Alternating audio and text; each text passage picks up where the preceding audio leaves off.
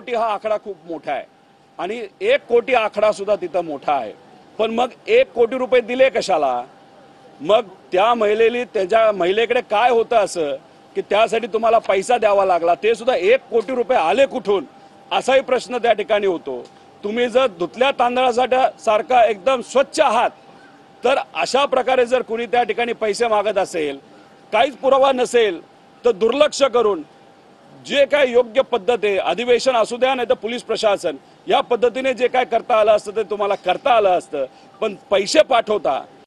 जी मंडळी राजकारणामध्ये असते त्यांच्यासोबत जसे त्याचे मित्र असतात, शुभचिंतक असतात, त्याच पद्धतीने विरोधक देखील असतात आणि विरोधक नेहमी कुठे ना कुठे अटकविण्याचा, ट्रॅप करण्याचा प्रयत्न करत असतो। परंतु मला पूर्णपणे विश्वास आहे की जयकुमार गोरे हे जर का निर्दोष असतील तर सही सलामत त्यातून सुटतील। अशा पद्धतीने विरोधक सुद्धा असे मुद्दे समोर आणताना पाहायला मिळतात, त्यामुळे कुठेतरी राजकारण्यांचे असे मुद्दे समोर वारंवार येताना पाहायला नाही, विरोधकांचं काम आहे विरोधी पद्धतीचे मुद्दे त्याप्रमाणे हे करणे, परंतु सत्यता ही कुठेही लपून राहत नाही, सत्यता निश्चित समोर राहील।